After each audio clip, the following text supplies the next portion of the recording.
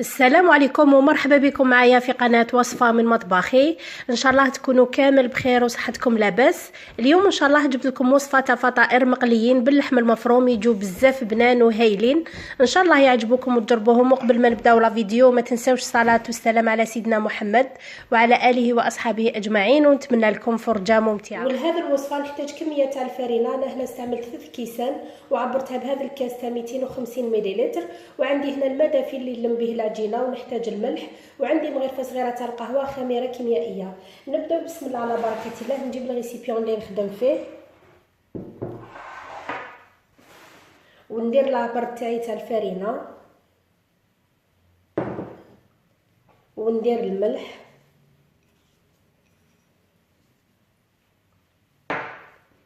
ندير المغرفه الصغيره تاع الخميره الكيميائيه ونخلط هذه المواد الجافه مليح مع بعض، ونبدا نلم في العجينه بالماء. عجينه سهله وما فيهاش مقادير كبيره، وغير لموها برك، ما تحتاج للدلك.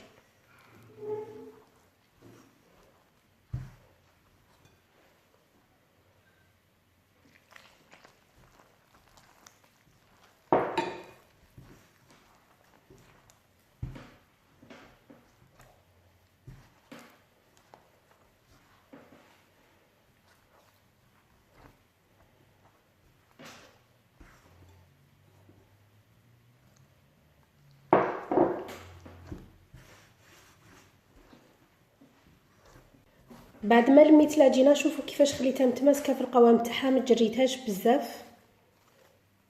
نحطها فوق طاوله العمل ونديرها على شكل حربوش.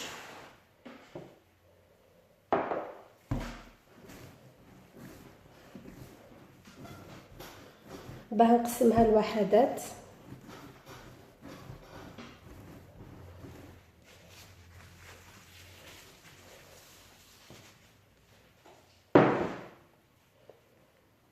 نرش شويه فرينه فوق طاوله العمل، نمسح هذا الشماخ.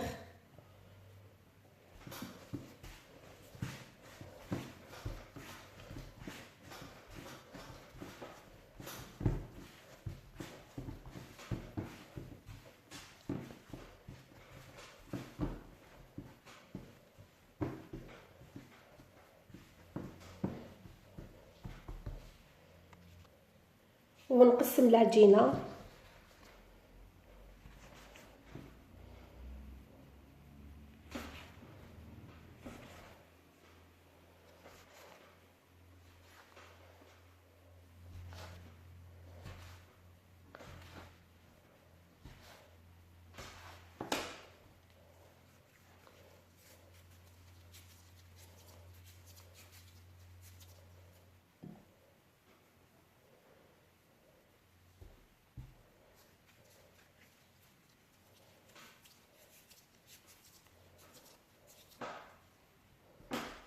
بعد ما قسمت العجينه ل 15 وحده ومن بعد كورتهم وغطيتهم وخليتهم يريحوا شويه، في هذا الوقت نوجدوا الحشو. نحتاجوا فيه كميه مليحه تاع الفيونداشي، وعندي هنا حبيبه بصل رابيع حنزيدها على الفيونداشي،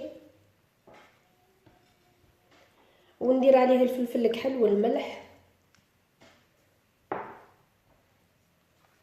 ندير الملح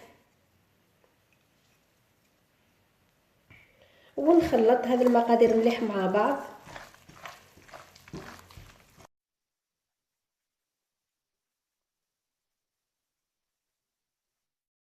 نخلي هذا الحشو على ناحيه ونعاود نرجع للعجينه نحلها دوائر.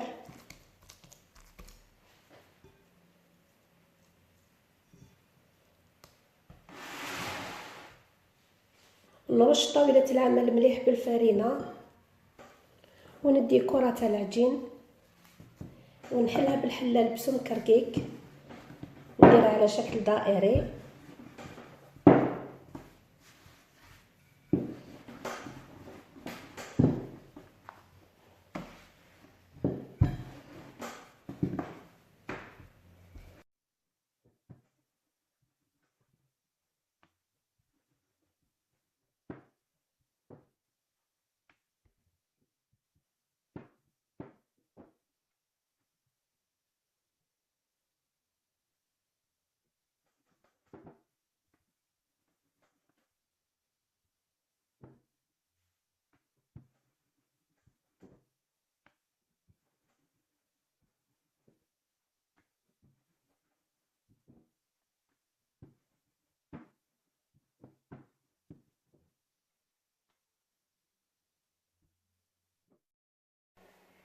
بعد ما كملت وحليت كامل هذوك الكرات تاع العجينه ندي دائره تاع العجين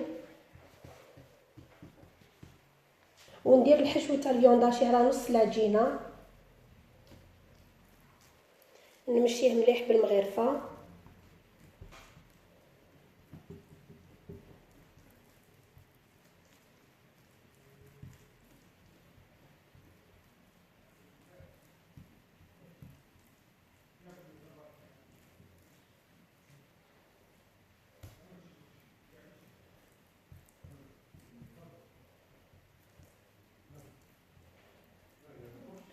وهنا عندي شويه ما راح نمسح الطرف تاع العجينه باه تلصق.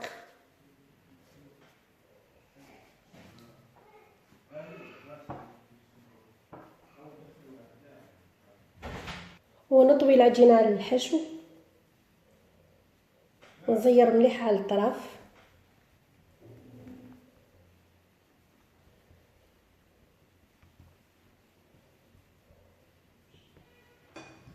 ونزيد نزير عليهم مليح بالفرشيطه.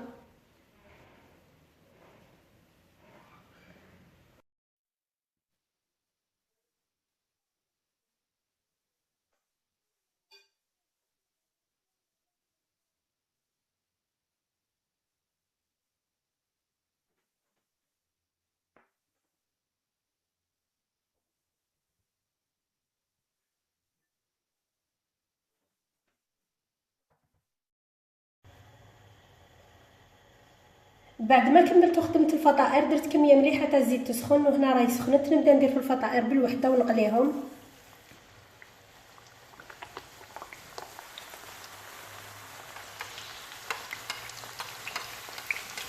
نرمي عليهم هكا زيت باش يتنفخوا.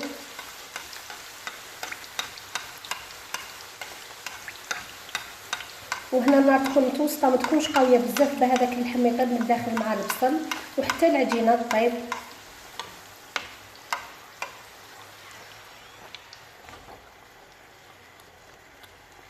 مره على مره نقلبهم هكا.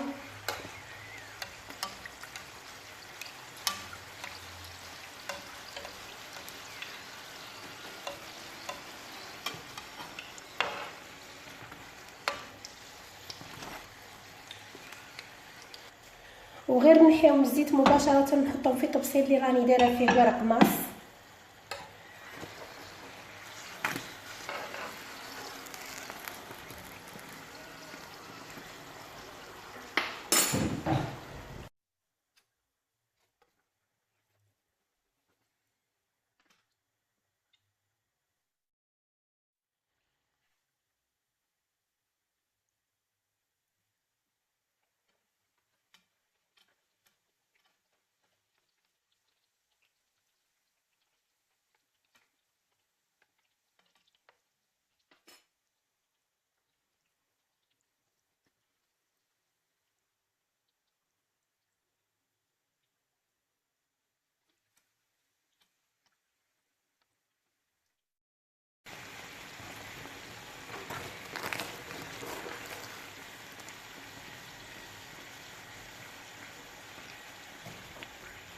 اذا انا نكمل كاع نقلي الفطائر اللي عندي بهذه الطريقه، نحمرهم مليح ونكثرهم الزيت ونشوفهم فيما بعد في صحن التقديم ان شاء الله.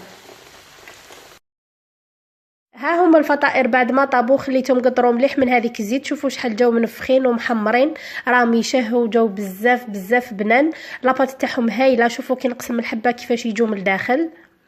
نتمنى يكونوا عجبوكم وتجربوهم. وفي الاخير ما بقى لي غير نقول لكم الى اللقاء في فيديو اخر مع وصفات اخرى ان شاء الله. وتهلاو في رواحتكم والى الملتقى.